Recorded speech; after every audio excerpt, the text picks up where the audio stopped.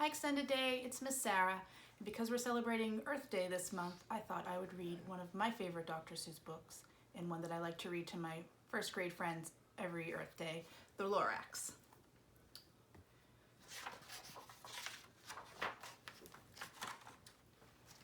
At the far end of town, where the grickle grass grows, and the wind smells slow and sour when it blows, and no birds ever sing excepting old crows, is the street of the lifted Lorax.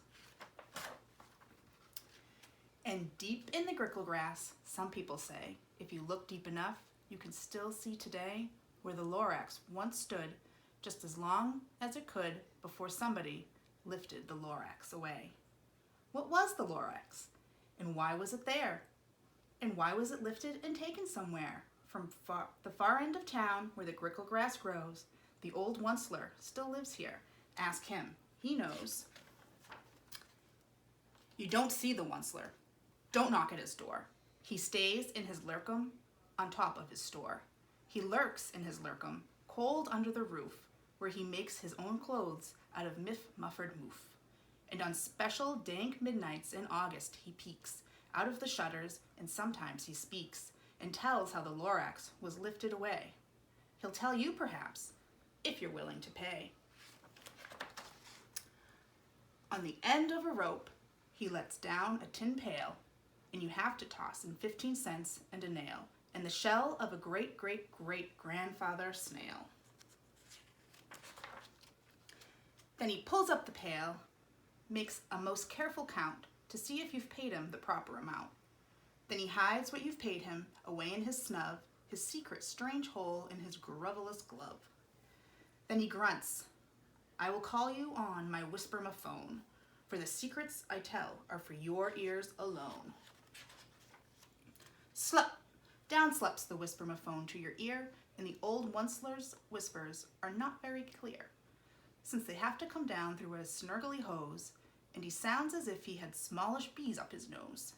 Now I'll tell you, he says, with his teeth sounding gray, how the Lorax got lifted and taken away. It all started way back, such a long, long time back.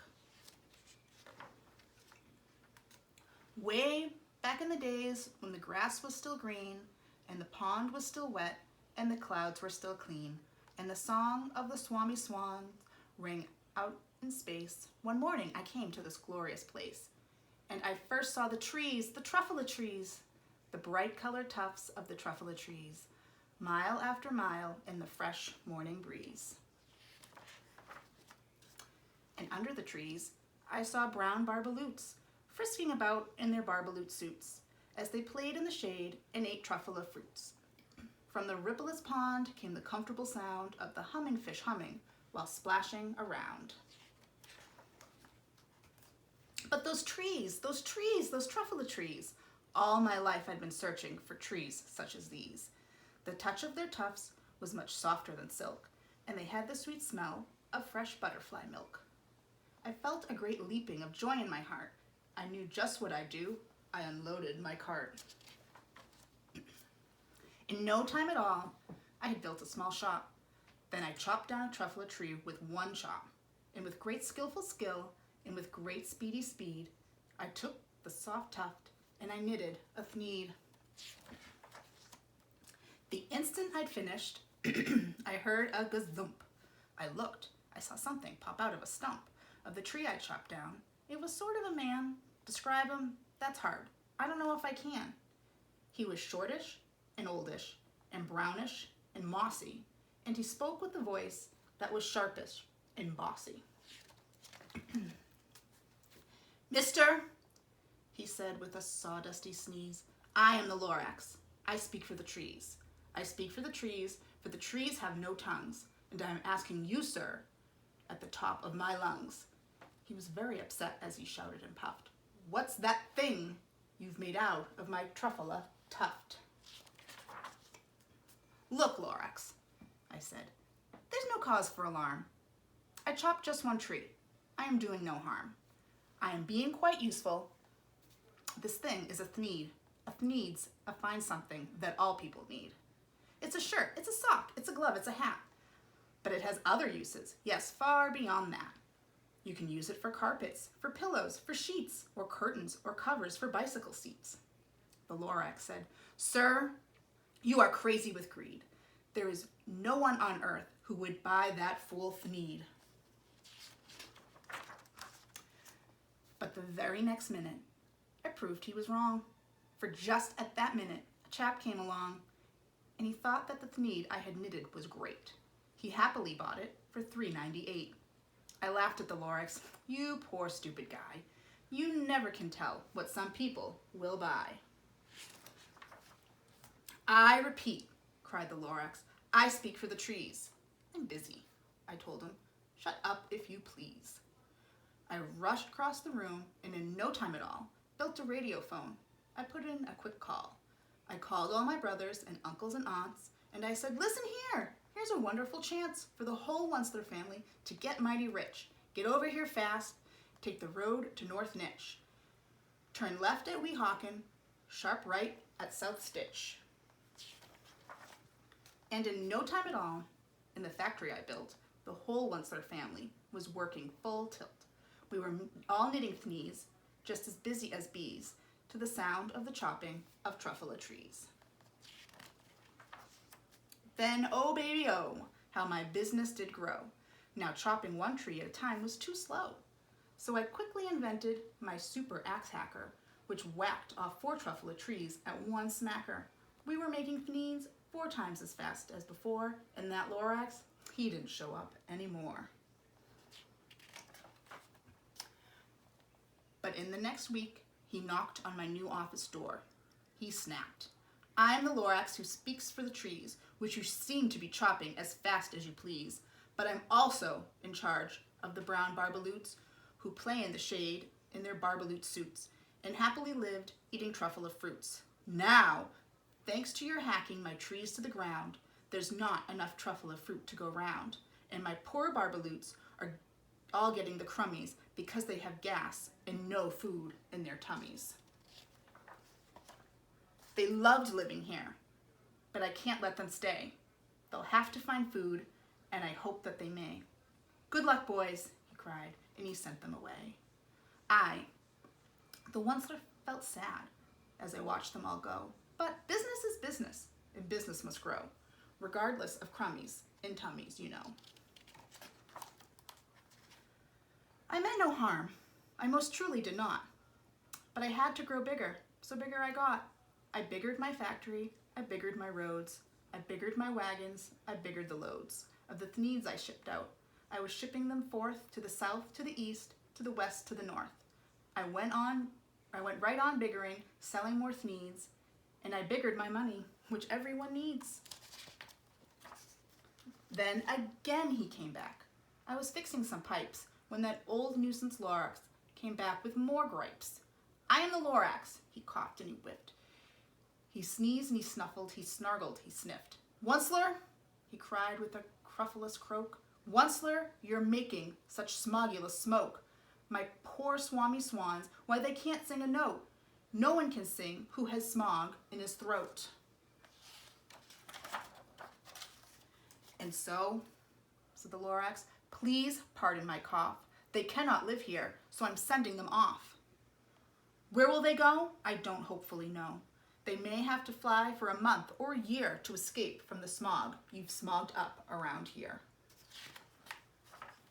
"What's more," snapped the Lorax, his dander was up, "let me say a few words about gluppity glup. Your machinery chugs on day and night without stop, making gluppity glup, also schloppity schlop. And what do you do with this leftover goo? I'll show you, you dirty old Onceler man, you. You're glumping the pond where the humming fish hummed. No more can they hum, for their gills are all gummed, so I'm sending them off. Their future is dreary. They'll walk on their fin and get woefully weary in search of some water that isn't so smeary. And then I got mad. I got terribly mad. I yelled at the Lorax, "Now listen here, Dad. All you do is yap, yap, and say bad, bad, bad, bad. Well, I have my rights, sir, and I'm telling you, I intend to go on doing just what I do. And for your information, you Lorax, I'm figuring on biggering and biggering and biggering and biggering, turning more truffula trees into needs, which everyone needs. And at that very moment, we heard a loud whack. From outside in the fields came a sickening smack of an axe on a tree. Then we heard the tree fall, the very last truffula tree of them all. No more trees, no more needs, no more work to be done. So in no time, my uncles and aunts, everyone, all waved me goodbye. They jumped into my cars and drove away under the smoke-smothered stars. Now all that was left, neath the bad-smelling sky, was my big empty factory, the Lorax and I. The Lorax said nothing. He just gave me a glance, just gave me a very sad backward glance, as he lifted himself by the seat of his pants, and I'll never forget the grim look on his face when he hoisted himself and took leave of this place, through a hole in the smog without leaving a trace.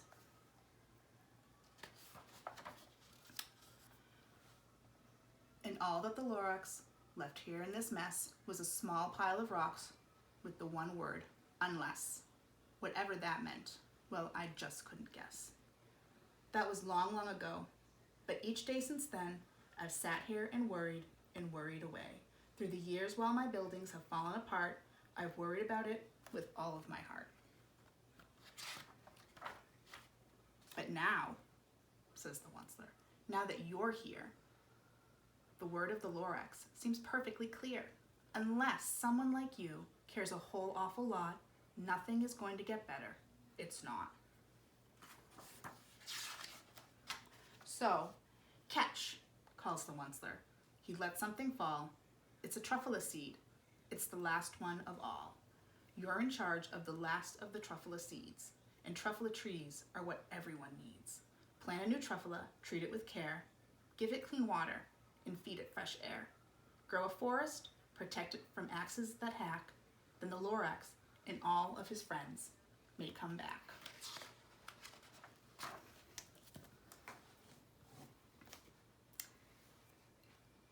And so now let's talk about some easy ways that you guys can help protect the planet like the Lorax tried to do. The first thing you can do, which is the easiest, is just don't litter. Some other things you can do, or you can plant some flowering plants to help pollinators like bees and butterflies. Instead of using Ziploc bags for your snacks and lunches, you can try using some reusable containers. And I like to bring metal forks and knives and spoons for my lunch instead of using plastic ones. And an easy one too that I know a lot of you do is you use reusable water bottles instead of bringing juice boxes and plastic water bottles. Those are all super great and super easy ways that you can be like the Lorax and help protect the planet. Happy Earth Day, guys. Thanks for listening. Bye.